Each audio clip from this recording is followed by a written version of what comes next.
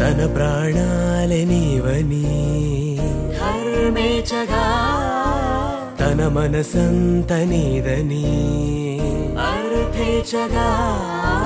తన వలపంత నీకని కామేచగా అవధులు లేని ప్రేమకై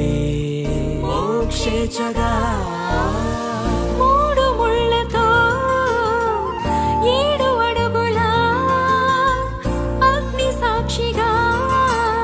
ఇద్దరు ఒకటిగా మారగా